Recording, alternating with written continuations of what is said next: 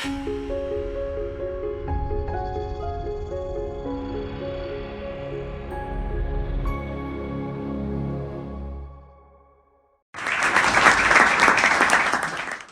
सबसे पहला सवाल ये है सर कि आज जो यहाँ अनुष्ठान हो रहा है उसका महत्व क्या है और यहाँ जो लोग उपस्थित हैं उसका मुख्य उद्देश्य क्या है? ये अनुष्ठान का प्राइमरी फंक्शन ये है कि यहाँ की जो पीठाधिपति थी, स्थापक जो थी श्रीदेवी, उनको श्रीदेवी बा कहते हैं, उनका जन्मदिन टुमारो आवतीकाल है। तो उसको सेलिब्रेट हर साल किया जाता है। तो ये साल भी ये सेलिब्रेशन के लिए सब इकट्ठे हो गए। एक दिन का सेलिब्रेशन दूर से आने वाले को कम पड़ता है, इसलिए 2 दिन रखा हुआ है।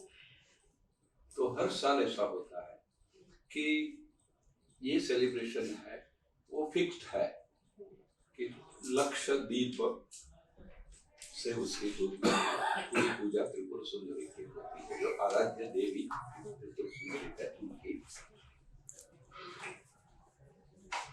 उसके साथ और भी जो रखा है, आज जो रमा त्रिपुर सुंदरी में सो लक्ष्मी के 108 नाम है। रमा इज लक्ष्मी और त्रिपुर सुंदरी इज दी ये ब्रह्मांड की शक्ति, जो एक ही जो है उसको हम त्रिपुर सुंदरी के नाम से जानते हैं। तो उसकी 108 नाम लेके 108 देवियों की पूजा। तो वो देवी कौन? तो कि यहाँ की जो दीक्षा ली हुई जो लेडीज है, जो बहन है, वो सबको ये एक देवी का नाम आप लेके उनकी पूजा होती है। दूसरा श्री सूक्त जो एक सूक्त है, उसके पारायण और वो पारायण से अभिषेक का एक कार्यक्रम वो आज दोपहर में संपन्न हुआ। तो उसमें भी 108 ये ही देवियां दे हैव पार्टिसिपेटेड। तो मेन पर्पस है सेलिब्रेशन ऑफ द पीठाधिपति, लेकिन इसका साथ में ये सब करना ऐसा है कि जो दीक्षित लोग होता है उस उनके लिए एक अनुभव है, क्योंकि यहाँ एक ही प्रकार का प्रयोग नहीं होता है, डिफरेंट प्रयोग हर साल होता है। कभी कोई होम का होता है, कभी ये पूजा का होता है, कभी ये तर्पण का होता है, और that is part of training and awareness दोनों। लोग सीखते भी हैं, जो नए आते हैं उनको प्रेरणा मिलती है कि यस ये इसमें तो बहुत मजा आता है, तो we should know something more about that। ऐसा करके उनकी क्यूरियोसिटी अगर आती है एंड इफ मैचेस तो यहाँ से दीक्षा मिलती है। तो इनिशिएशन उसका होता है, तो मंत्र दीक्षा ज्यादातर होती है। तो हम लोग प्रश्न श्रृंखला को और आगे बढ़ाते हैं जी। तो अगला प्रश्न इस क्रम में ये आता है कि आपका एसोसिएशन, आपका जुड़ाव इस परंपरा के साथ कैसे हुआ, अपनी ये जो आपकी जीवन यात्रा है उसके बारे में थोड़ा सा बताएं। ये परंपरा गुजरात में हुए, मैं जहाँ से मुझे मालूम है मोटर 75 इयर्स तो है ही, उससे पहले भी लोग, लेकिन हमारे गुरु जो थे, गुरु गणपत राम द्विवेदी, उन्हीं की परंपरा ज्यादा से ज्यादा गुजरात में चलती है। मैं कब आया? मैं तो जन्म से इसमें, क्योंकि हमारे गुरु है, मेरा नेटिव प्लेस है, जन्म स्थान है वो भावनगर है। तो हमारे गुरु जी का काफी बड़ा एक मंडल उधर चलता था, जैसे अभी यहाँ चलता है, बड़ा मंडल था, दीक्षित लोग थे। तो उसमें मेरे ग्रैंडफादर, मेरे फादर, वो सब स्टे एट अवर प्लेस। तो बचपन से दीक्षा है, उसके जो भी स्टेप्स थे, कुछ पौने स्टेप्स हो गए, बाद में गुरु का शरीर नहीं रहा, तो अन्य जो सीनियर गुरु लोग थे उन्होंने पूर्ण की करी। तो मेरा एसोसिएशन 80 साल का है, अभी आई एम रनिंग 80। तो ये श्री विद्या उपासना की पद्धति। तो सर अपनी जो साधनात्मक जो अवगति है, साधना में आपको क्या अनुभव हुआ इस परंपरा में आने से, अगर थोड़ा उसके बारे में बता सकें तो कृपा होगी। अनुभव तो ये अभी तक जिंदा हूँ, अभी तक स्वस्थ हूँ, वो पहला अनुभव है।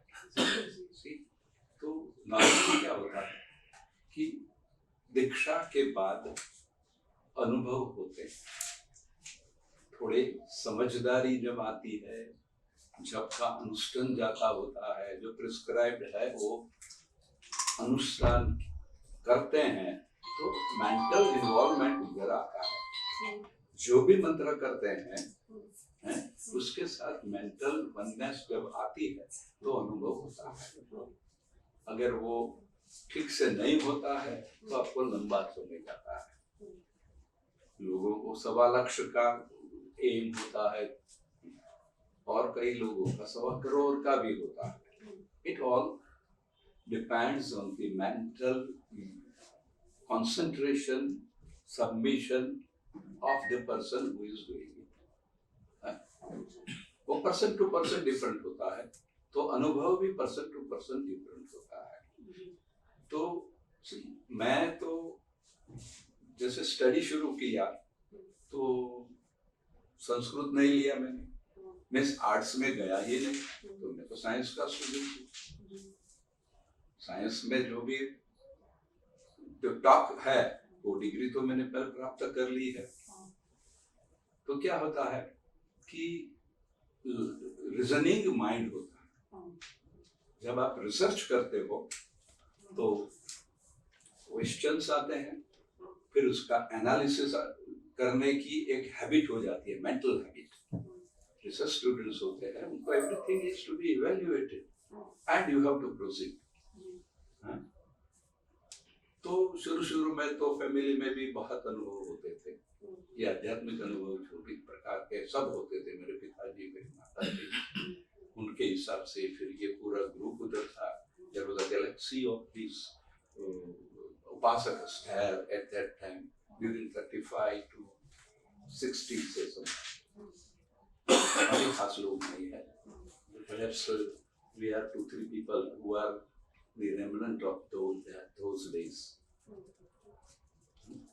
उसके बाद थोड़ा गैप आया, 58-59 my guru departed.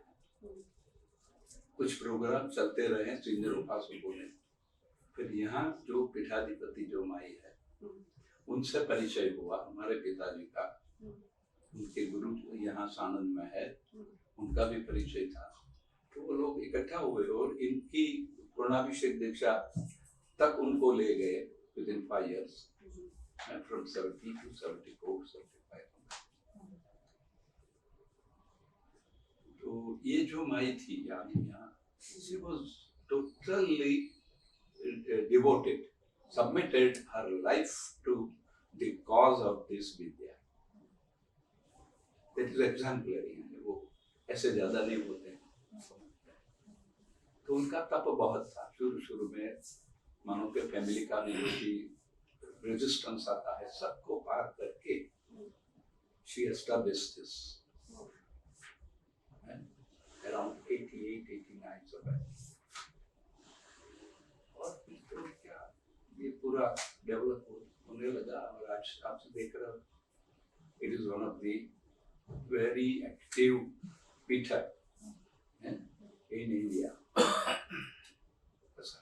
तो गुरुजी जब मैं एंट्रेंस पे एंट्री कर रहा था तो मैंने एक बोर्ड देखा, उस पे 4-5 पीढ़ियों का जिक्र, 4-5 गुरु परंपरा का जिक्र। तो सबसे पहले एक गुरु जी आते हैं जिनका ब्रैकेट में लिखा हुआ था Kashi, he belongs to Kashi.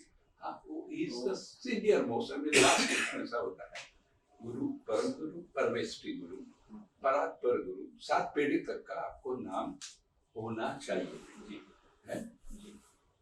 तो यहाँ से ऐसे ही मानो कि सिलेक्टेड के ऊपर सबसे ऊपर कौन था, तो मतलब कौन ज्यादा से ज्यादा प्रोमिनेंट था, तो वो काशी वाले अच्युत गुरु थे, अच्युतानंद।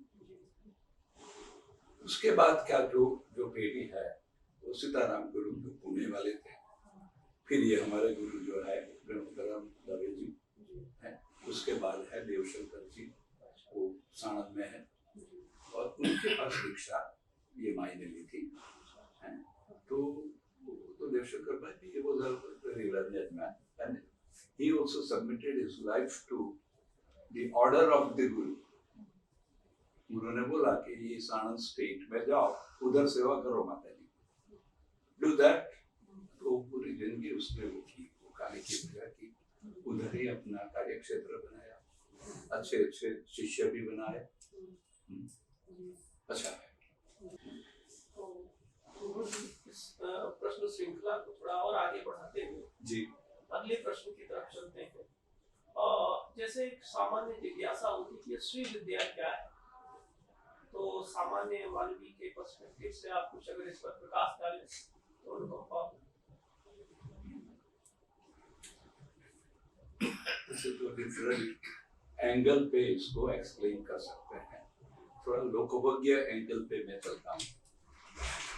श्री श्री शब्द है, इसका अर्थ है एवरीथिंग पॉजिटिव, ऑल पॉजिटिव, वो ही श्री है।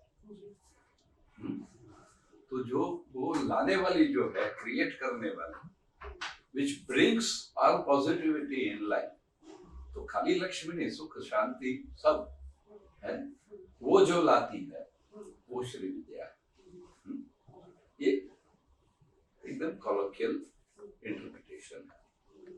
तो ऐसी कैसी विद्या है कि जो ये लाएगी, उसको फॉलो करो, उसको जानो और उसके नियम का पालन करो। खाली फॉलो करने से, फॉलो करो मीन्स खाली वर्ड टू वर्ड मंत्र का पालन किया, नो, दैट इज नॉट है। देयर आर सर्टेन हिडन आचार्स, जो डिसिप्लिन है, that has to be parallelly maintain. तो अल्टीमेटली इसके रिजल्ट क्या होता है कि जो भी वो करता है उसके माइंड में पॉजिटिविटी एंटर होती है, तो राग द्वेष निकल जाता है, स्पर्धा तिरस्कार निकल जाता है।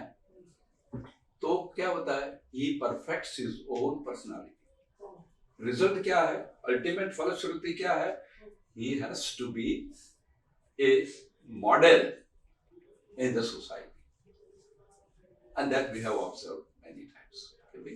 That gives, that is the short of the Sri Vidya. कहाँ से आई, तो ये वेद तक तो श्री विद्या जैसा कुछ नहीं था, वेदांत तक भी नहीं था।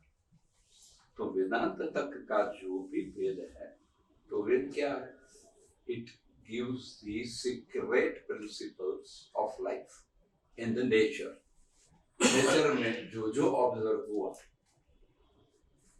उसका परिचय, उसको हार्नेस करने का की मेथड है, पूरा परिचय वो सब वेद में से लिया हुआ है। उसकी भाषा लोकभोग्य नहीं है, तो उसको प्रिंसिपल्स को थोड़ा सिंप्लीफाई करने के लिए वेदांत आया, सब पूरे उपनिषद आए। तो उपनिषद वाक्य जो है वो क्या है, इसको बोलते हैं हमेशा सच, एवर ट्रू, ट्रुथ है, लाइफ का ट्रुथ है। यू कैन नॉट से कि नहीं ये गलत है। ऐसे जो वाक्य ऋषि मुनि के जो भी है, उसके ऊपर से एक एक सब्जेक्ट लेके काफी उपनिषद हुए हैं, लेकिन सब में लाइफ की जो ट्रुथ है वो देते हैं। Angle of looking at life is always different, but Vedanta वाक्य है वो एटर्नल है। तो उसको लेके फिर देखो तंत्र आया, तो तंत्र क्या हुआ, सिंप्लीफाई किया। तो मनुष्य ने तो देखा कि हु इज मोर पावरफुल, ये पंचतत्व मोर पावरफुल है, ठीक है। तो पंच तत्वों की पूजा करने लगे, अग्नि की पूजा करते हैं, वायु की पूजा करते हैं, which is not controllable by them. फिर भी उसको नमस्कार तो करना है, तो नमस्कार करना झुकना सीख लिया, ये अनुभव है। काफी लोग उसके सामने लड़ाई करने में मर भी गए हैं, लेकिन जल का प्रवाह आता है उसके सामने कौन टिक सकता है, कि आग है उसमें कौन टिक सकता है। तो ऐसे युगों निकल गए, तो उसमें कोई एक समय में जैसे मनुष्य है, उसको ऐसा लगा कि मेरी ये कल्पना है, I have to achieve this things, I have to win over this, I have to do this. ये मगज की जो ऐषणाएं हैं, सपने तो आते हैं, तो वो पूरे करने के लिए जब उनकी ट्राई भी करते हैं, नहीं कर सकते हैं, या कोई से ऑड है इसका सामना करना है, तो कुछ they need some external force, तो वो कहां से लाएंगे। जो बलवान है उसका पोस्ट करे तो उसके गुलाम हो जाना है, ये वो नहीं करना है, लेकिन खुद तो करना है। उसमें से ये तंत्र आया, कैसे कैसे करना है, उसकी पूरी हिस्ट्री तो टाइम लगेगा, लेकिन जो भी ऑड्स है उसका सामना करने, अपनी इच्छाएं पूरी करने के लिए तंत्र का एक पूरा साहित्य आया। काफी लोग आए उसमें, उसका अप्रोच शुरू में तो यही था कि कुछ भी कैसे भी करके करे, उनके पास जो भी साधन था वो साधन लेके करे। तो काफी परंपराएं हैं जो डिफरेंट रीति से ये करती है, लेकिन मेन एक है वाम आचार और दक्षिण आचार। वाम आचार में ये मांस मच्छी वगैरह जो आता है, और दक्षिणाचार में कोई ये साधन के भी है, वो हमेशा शुद्ध होता है, शुद्ध साधन को लेके दक्षिणाचार। और साधन के बिना ओनली मानसिक करना है, विदाउट एनी एक्सटर्नल हेल्प और एक्सटर्नल साधन, तो एक समय आचार है, और 3 मेन आचार है टू सम अप। ये चलता है, उसमें जैसे जैसे समय परिवर्तन होता है थोड़ा बहुत डिफरेंस आता है, लेकिन श्री विद्या है वो तंत्र की जननी है। क्यों, मैं आपको बाद में बताता हूँ। तो बाकी के सब तंत्र इसमें से ही आए, लेकिन लोगों का ऐसा है कि ये तंत्र की जननी तो सब तंत्र करते होंगे, ऐसा नहीं। समाज में ये गलत प्रचार हो रहा है, वो वामाचार है ना हमारे यहाँ, it is not accepted at all, तो गलत प्रचार होता है। तो ये जगह ऐसी है कि आपको कोई वामाचार की कोई बात ही नहीं मिलेगी, फिर भी दक्षिणाचार से क्या अचीव होता है ये हमारे भक्तों से पूछो। Their life is always, जो भी ऑड है, मतलब पूरा नहीं भी आता है, उनका सॉल्यूशन नहीं आता है, तो क्या आता है, लाभ क्या होता है, उसको सहन करके सामना कंटिन्यू करने की शक्ति तो रहती ही है। साइकोलॉजी क्या है कि विदाउट एनी एक्सटर्नल फोर्स है you can not fight. Human mind is always parasite. ये मानो के भगवान में हम तो मानते हैं, जो नहीं मानते हैं उनके लिए क्या है, तो उनके लिए भी यही है। ये ओनली रिलीजन है ऐसा है ही नहीं। This is spiritual, it is a spiritual science. ये विद्या है, स्पिरिचुअल साइंस। आपका एंगल उसको फॉलो करने में क्या है, उसके ऊपर सब आधार है। जो लोग श्रद्धा से करते हैं उनके लिए ये रिलीजन है, जो रिलीजन में नहीं मानना चाहते हैं उनके लिए ये एक साइंस है। दोनों approach say anything can be proved. तो दोनों हमारे यहाँ पार्टली होते हैं। अच्छे इंटेलेक्चुअल्स भी हैं, वो ये एंगल पे भी देखते हैं, और कोई सत्संग चलता है, जूम मीटिंग्स होती है, तो सबको ऐसी जो स्क्रिप्ट्स है, ये अभी ये चल रहा है, तो दिस इज द स्टैंडर्ड। इसके प्रिंसिपल श्री विद्या के आए वो ये शिव सूत्र है उसके साथ एग्जैक्टली मैच होते हैं। तो this is the essence of science.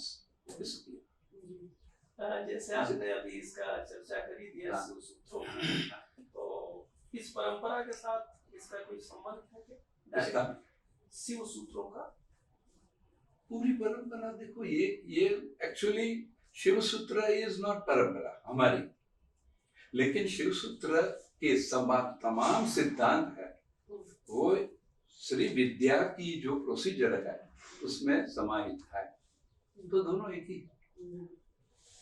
अच्छा, एक प्रश्न अभी आपकी वार्ता के क्रम में ही आया कि श्री विद्या ही मूल है। हाँ। तो श्री विद्या को कुछ लोग ये मानते हैं कि शंकराचार्य ने उसको प्रोपाउंड किया। देखो तो ये तो उससे पहले की है, गुरु दत्तात्रेय के समय में थी। तो शंकराचार्य ने क्या किया था, he was a devotee, शक्ति का डिवोटी लास्ट में हो गए। वेदांत के में पहले तो शक्ति का निरसन करने का ट्राई किया था, फिर उसको ऐसा अनुभव हुआ तो फिर वो शक्तिमय हो गए, उसको रियलाइजेशन हुआ और उसने सौंदर्य लहरी लिखा, which is again essence of life, essence of Shri विद्या। अच्छा, ये कुछ लोग ऐसा कहते हैं कि शंकराचार्य तो नहीं, ये तो शैववादी थे और वेदांती थे, ऐसा नहीं है। उसका जो भी स्तोत्र स्तुति का साहित्य है ऐसा किसी ने अभी तक नहीं लिखा। जैसे उनकी जो पूरी परंपरा चली है, हाँ वही परंपरा है ये, वो परंपरा हुई नाथ परंपरा बाद में, तो यही परंपरा में हमारे सब नाम होते हैं। तो गुरु जी इसके बाद ये जानना चाहते हैं कि जिस परंपरा से आप जुड़े हुए हैं उसके आलोक में जीवन दृष्टि, जीवन को कैसे देखा जाए विद्यार्थियों और जो सामान्य आपको उनके लिए। नटशेल में मैंने बोला कि ये जैसे आपको एक साइकिक प्रोसेस होती है, रिलीजन है वो भी एक श्रद्धा का विषय है, अनुभूति के बिना कोई मानेगा ही नहीं, लेकिन आपकी आंखें आपकी बुद्धि अनुभव के लिए हमेशा रेडी होनी चाहिए। अनुभव डायरेक्ट नहीं होते हैं, अनुभव हमेशा इनडायरेक्ट होते हैं। आपकी कोई न कोई प्राप्ति, आपकी इच्छा की प्राप्ति, आपके कोई भी संकट है उसका एकदम सरलता से चले जाना, ये भी अनुभव होता है। गुजराती में कहते हैं शूली नु सोए सरकावे, है तो जो फांसी पे चढ़ने वाला था उसको पहले एक प्रिक में छोड़ दिया, ऐसा अनुभव इसमें होता है। पर तो उसका आधार क्या है, ये पूरी अध्यात्म विद्या का आधार क्या, हाउ इट वर्क्स। देखो साइंस की बात मैं तो करता हूँ, तो first is your own psyche, श्रद्धा। जितनी श्रद्धा दृढ़ है, आपका इन्वॉल्वमेंट है, आपका एकत्व होता है शक्ति के साथ। जो शक्ति है वो इमेजिनरी है, ठीक है, फिर भी जब उसके मय हो जाओगे तो वो शक्ति आप में परिवर्तित होगी। It all depends on a person to person. एक मंत्र से पूर्ण हो गया ऐसा नहीं होता। तो ये साइंटिफिक इंटरप्रिटेशन मैं तो कहता हूँ, बाकी मेरे बाद वाले तो ज्यादा कहेंगे आपको रिलीजन के बाबत, लेकिन दो पहलू है, तो मैं आई प्रेफर दिस पहलू, यस यू डू दिस। तो जो भी उसमें कर्म है, जो भी रिचुअल है, नथिंग इज रॉन्ग और नथिंग इज टू बी ओवरलूक्ड। उसको मानना ही है, कभी उसके ऊपर नहीं जाना। बुद्धि का उसमें कुछ नहीं आता, उतना अच्छा उसमें आई मीन परफेक्ट अरेंजमेंट है सब में। ये सब बुक में जो भी है, ओरिजिनल बुक की स्क्रिप्ट है वो लेके चलो, तो you can not say that no this is false. ये शास्त्र है, क्योंकि शास्त्र को सब मानते हैं। दृढ़ विश्वास और दृढ़ श्रद्धा वही जैसे गीता में कहते हैं श्रद्धावा लभते ज्ञानम, वही है, तो ज्ञान की उपलब्धि श्रद्धावान लभते ज्ञान। हाँ, तो कैसे यही ज्ञान की प्रिपेयर्डनेस कहाँ से आएगी? ज्ञान तो बहुत है दुनिया में, हम चले जाते हैं, you have the observation power, you will point out the things and इसके ऊपर चिंतन करोगे तो नवा ज्ञान आ जाएगा, आएगा। अगर उसमें आपका कंसंट्रेशन नहीं है, आपकी दृष्टि वहां नहीं है, तो काफी चीजें छोड़ दो, निकलो, कुछ आप में नहीं आएगा, ठहरेगा ही नहीं। ज्ञान कहाँ ठहरता है? उसके लिए प्रिपेयर्डनेस है तो श्रद्धा के बिना वो ज्ञान नहीं आएगा। श्रद्धा है तो ही आपका कंसंट्रेशन होगा, एंड कंसंट्रेशन है तो ज्ञान स्थायी रहेगा। बाकी तो ये फिल्म के जैसे वो चलता ही रहता है। सृष्टि की जो भी जो है तो वो सब परिवर्तित होती रहती है, फिनोमिना जो है, उसमें से आपको लेना है कि अब यहाँ आए तो क्या लेके जाएंगे, क्या लेके जाएंगे? हम जो बोले वो लेके जाएंगे कि यू हैव सम ऑब्जर्वेशन, इसमें क्या है, what is that is binding them together. सबको बाइंड किया हुआ है ना, देखो सब डिसिप्लिन वाले हैं, जब बैठे हैं तो वो अपना अपना काम करते रहेंगे, माला करते रहेंगे, means their observation is somewhere, yes उनकी हाजिरी है, लेकिन उनका अंतर मन है वो तो अपने जप में है, वो कंसंट्रेशन है। तो जब दोनों का समन्वय होता है ना तो ज्ञान आ ही जाता है। ये कॉम्प्लेक्स साइकोलॉजिकल प्रोसेस है, and this whole science ultimately तो साइकिक साइंस है, साइंस बोलो तो, बट उसका फर्स्ट एंड फॉरमोस्ट कंडीशन क्या है? श्रद्धा, विश्वास है, and then preparedness to follow. तो ये इसके जो प्रिंसिपल्स है, they are the principles leading to the life science है। तो if you follow it with some understanding, you perfect yourself psychologically, physically. Even physique अच्छी रखने के लिए भी वही है, you will not meet with any infection or any disease. तो स्वच्छ है, स्वच्छ एयर मिलती है तो अच्छे रहेंगे, पॉल्यूशन है तो नहीं रहेंगे, तो पॉल्यूशन से दूर रहो, मानसिक पॉल्यूशन से भी दूर हो। संसार में तो बहुत है, पिक्चर देखने जाओ, टीवी देखने जाओ, ये करो वो करो, मोबाइल लेके पूरा दिन करो, so that is not your aim of life. मन की शांति है और शुद्ध ज्ञान, ये जो है तो that gives you satisfaction always. और अपना ये आज का इंटरव्यू खत्म करने से पहले मेरा तो ये भी आ गया, ये अभी आपने जो कहा, तुलसीदास जी ने बिल्कुल उसमें रामचरितमानस में कहा ना, वंदे भवानी शंकरो श्रद्धा विश्वास रूपिणो। तो इसी के साथ आज का हम ये क्वेश्चन भवानी शंकरो, वंदे भवानी शंकरो श्रद्धा विश्वास रूपिणो, यानी जी भवानी और शंकर दोनों, तो शिव शक्ति दोनों का ऐक्य इधर है, दे आर इनसेपरेबल।